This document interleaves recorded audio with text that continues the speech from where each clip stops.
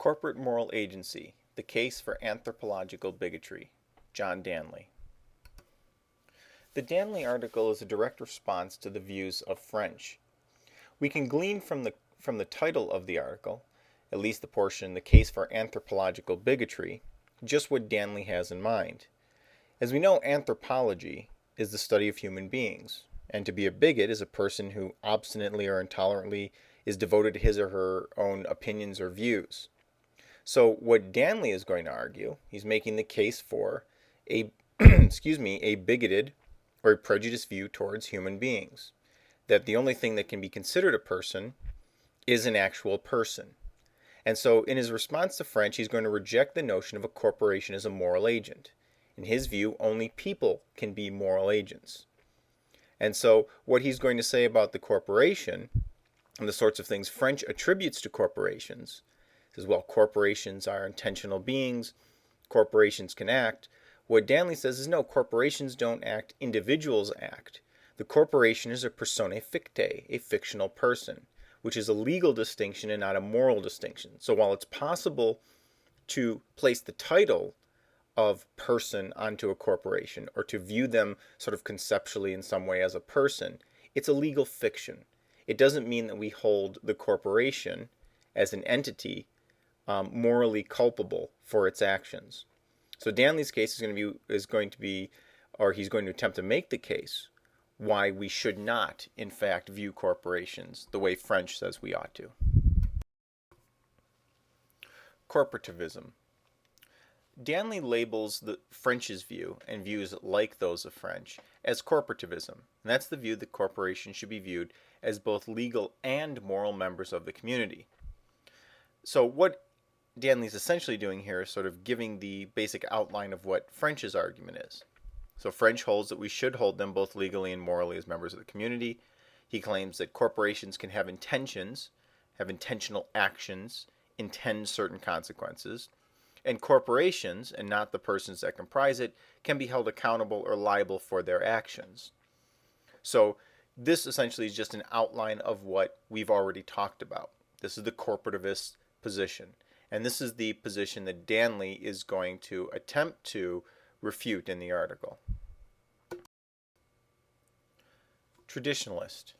Standing in opposition to the corporativist view is the traditionalist view. This view holds that only persons, that is, entities with particular physical and mental properties, can be morally responsible. And this is Danley's own view. It holds that corporations cannot intend anything. Again, if it's persons that are moral agents, then it's only persons or things like persons, things that have the sort of mental properties, not necessarily the physical properties. I suppose we could include in here aliens on other planets or other sorts of things along those lines. If we found some sort of intelligent animals, then they too could be considered persons. But corporations, collections of individuals, cannot intend anything. They can't be considered persons. So the individuals that comprise a corporation are ultimately responsible for the corporation's actions. So what Danley's holding is that there is a reducibility of corporate actions to individual actions. Remember, there were two explanations, French said, for any event. It's possible to characterize them in two completely distinct ways. One is saying that executive X did something. The other one is saying that corporation Y did something. Well, according to Danley, there aren't two distinct ways of actually talking about corporate actions or talking about events in that way. According to Danley, all corporate actions are reducible to the individual actions of the members in the corporation. Problems with the corporatist position.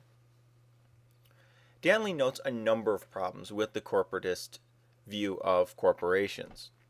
To begin with, he says, the CID structure, the corporate internal decision structure, does not in fact reflect the ways decisions are actually made in a corporate setting.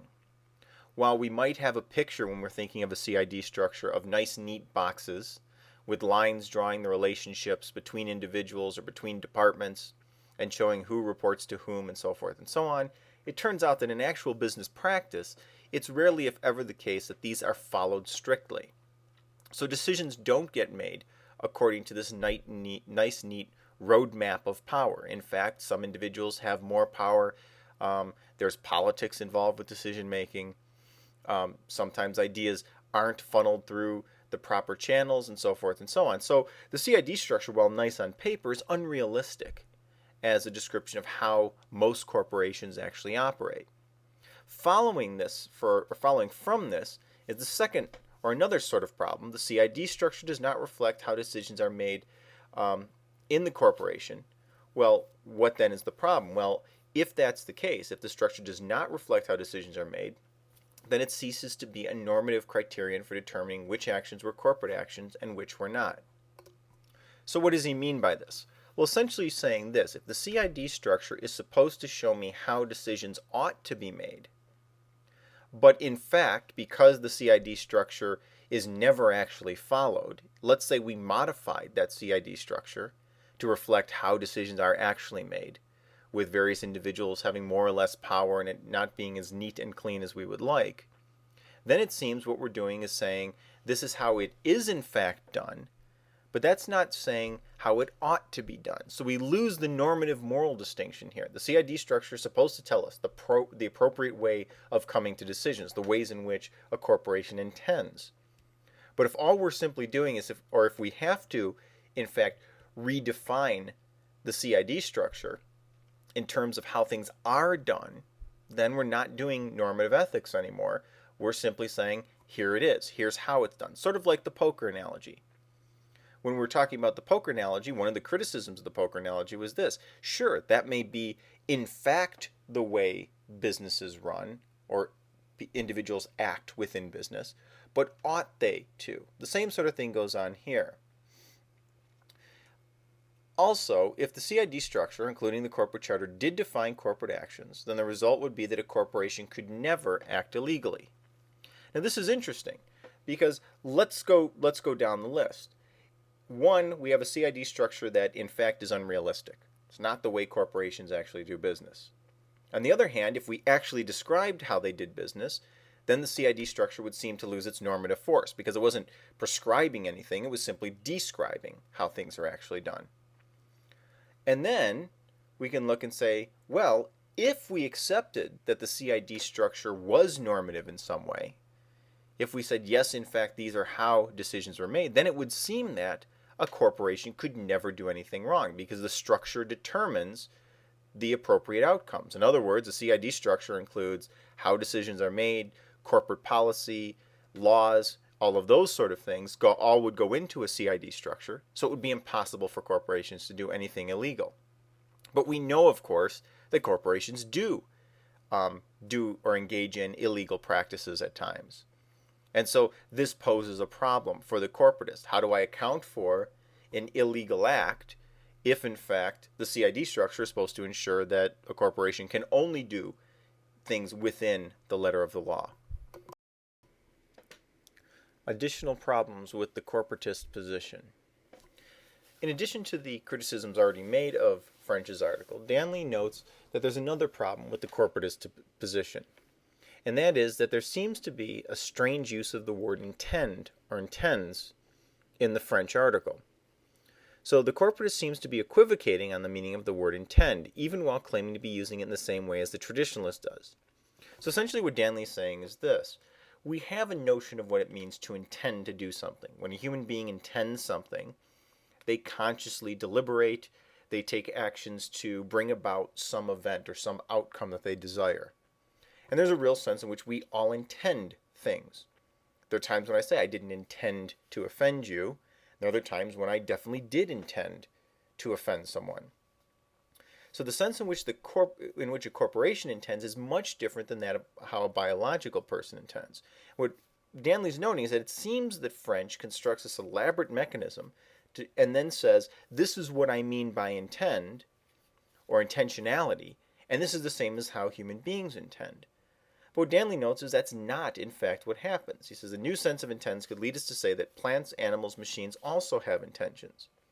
So if we accept French's view that the CID structure somehow constitutes an intentional being, then it seems that we could say the same thing of the interactions of machine parts. He gives a great example of a chess computer. When you have a computer that plays chess, there's a sense in which the chess playing computer will intend to take a particular piece. But on the other hand, we don't normally ascribe to a computer intentionality, because we also don't ascribe to things like computers accountability. So the computer can't really intend. It does computations, it has outcomes that it's programmed to do, but there's no sense in which there's an intention on top of that. So sometimes we think this is sort of analogous to what philosophy of mind, discussions in philosophy of mind. There's a question, for instance, when the neurons are firing in your brain, is that what I mean by a thought? Or do the collection of neurons have sort of rising above them the conscious being actually thinking? And the same thing seems to be here. What Danley seems to be pointing out is that French has this idea that because all these little mechanisms are working, all these little aspects of the corporation, the flow chart and the corporate policies and so forth, because these things are all interacting, that somehow all of this denotes some sort of intentional being. And what Danley says is, no, in fact, you're equivocating, you're hedging, you're using ambiguous language, you're twisting the way in which we use intend. And so he thinks that French fails to make the case that a corporation can intend in the way the traditionalist holds that things can have intentions, or beings, human beings, presumably can have intentions. Intention and responsibility. The entire discussion of the corporation as person really boils down to the notion of responsibility. If we want to consider corporations moral persons, and we want to treat them as moral persons, then we're going to have a number of problems when it comes to responsibility, because intention has a link with responsibility in a way that is problematic for the corporatist. So as Danley notes, we have problems with things like remorse, regret, compensation, and punishment. If I intend to do something wrong, or if I do something wrong that I could foresee the outcome of my action is doing some harm, I might feel remorse or regret. Might be a case of compensation where I would individually compensate someone, or I would be punished for my offense. But we have problems with applying these concepts to corporations. Corporations don't feel remorse. They don't feel regret. They may be able to provide compensation in some way, so that may be the case that the notion of compensation applies here. But there's definitely a problem with punishment. In which way, in what sense can we punish a corporation? If we try to punish a corporation, let's say we put a corporation to death. So the greatest punishment we can give to a human being would be death. How do I punish a corporation in such a way? Well, that would be closing the corporation down. But presumably, when I do that, there's going to be problems, because it's not the corporation that I'd actually be punishing, but in many cases it would be punishing a lot of innocent individuals. So not everyone in a corporation actually makes the decisions that go into the CID structure. What do I say about support staff, or secretaries, or janitors, or the people who own the buildings that the rent is paid to, that now don't have that income? Those sorts of things, when I try to punish a corporation, it's fairly difficult to truly punish them. And in fact, most corporations simply turn the cost of a punishment over onto someone else, like a consumer. There's a problem with determining intent, malice, premeditation, or acts of passion. Can a corporation act out of passion? How do I know what the corporation intended? Did they act maliciously? If I can't break it down to an individual, this becomes problematic. Usually we can tell whether an individual planned a certain action. But premeditation, or an act of passion, is going to be difficult on a corporate, from the corporatist sort of view of the corporation as person. And this problem of punishment goes back to the nice quote, page 272. An English jurist put the point well in an often quoted quip to the effect that corporations have no pants to kick, no soul to damn. And so Danley finds real problems with this notion of intention. Given that we've already said French seems to have a strange notion of intention, that he might be equivocating on the notion of what an intention or how a corporation intends, and since intention is linked with responsibility, if we've got a problem with the intentionality, then we're going to also have a problem with responsibility. Results of French's view. According to Danley, if we take French seriously and attribute to corporations a moral status, then what we have is a situation in which our own moral outrage can only be directed to a fictional being. So when I get upset about Corporation X polluting some river, I can't be outraged at the head of the corporation. What I'm going to have to do is be outraged at the fictional being, the corporation. And Danley finds this an unusual sort of thing.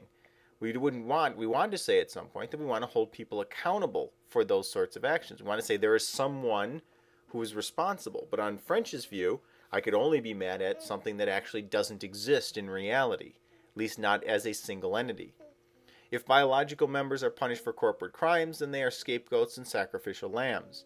It would seem to follow that if the corporation is a distinct moral person, then any sort of action I take against any particular piece of the corporation would be just that, some sort of scapegoat. After all, it's not the manager that has done the action, it's the corporation that's done the action. It's not the CEO that's done a certain act, it's the corporation that's done that act. And so we have a situation, a rather odd situation, where anyone that we would punish for a corporate crime would automatically become some sort of scapegoat or sacrificial lamb. We cannot hold biological people accountable for what they did not do. So again, here the same thing, the biological members. We can't hold anyone, in fact, in a corporation accountable because no one individual is responsible. It would be like holding a neuron responsible for the actions of a murderer. It seems sort of silly to say that one individual, that one thing would be responsible. Of course not. It's the whole. It's the individual. Well, in a corporation, human beings, on French's view, are components of the corporation. Crimes without criminals becomes a possibility. So it's quite possible in this, under French's view, that if we follow this corporatist position, that we can have crimes without criminals. There can be pollution, people can be harmed, products can be defective, without any individual actually being responsible. Because remember, we're still talking about a fictional being, although it's a moral person. So there could be, on this sort of view, that is French's view, crimes without criminals. Alternative model, the machine model. Given that Danley rejects French's view of the corporation as a moral being, and conceiving of the corporation as something that can have intentional acts and be held accountable, the question is, how should we view the corporation? So rather than just leave that question up in the air, Danley offers sort of a quick view of how he believes the corporation should be viewed, and that's the machine model. And quoting directly from page 274, the corporation is more like a machine than an organism. Like machines, they are human inventions, designed by humans, modified by humans, operated by humans. Like many machines, they are controlled by the few for the benefit of the few. So according to Danley, if we want to look at a corporation, we shouldn't view it as a person, although corporations might be persons as legal fictions go. But we should view the corporation as something that's created, that human beings create, they run, they design, and they can be modified in the same way that we modify any other sort of machine. So our concern should be directed towards the operators and designers of the machine. If there's a problem with the machine, if the corporate acts in a certain way that causes harm, then we should look at who was controlling the machine when the action took place. If corporations aren't behaving in the right way, then we should modify their design. But it's the designers and the operators who should be held responsible. So we should look at the corporation as a machine, which also means that not every part of the machine is necessarily involved with wrongdoing. So we can look at a corporation, see certain actions, hold individuals accountable without saying that all individuals or all members of the corporation are responsible. Some of them are just cogs in the machine, while others are actually in positions of control or design. And those are the individuals, and those are the people who we should hold accountable. That's where the machine, quote unquote, gets its intentions. It's not actually having it, the machine doesn't actually have an intention. It's the individuals who are using the machine in a particular way that have intentions. And thus we go back to the sort of traditionalist approach as far as corporations are concerned. So he believes that the machine model or the machine metaphor is a better way to look at corporations.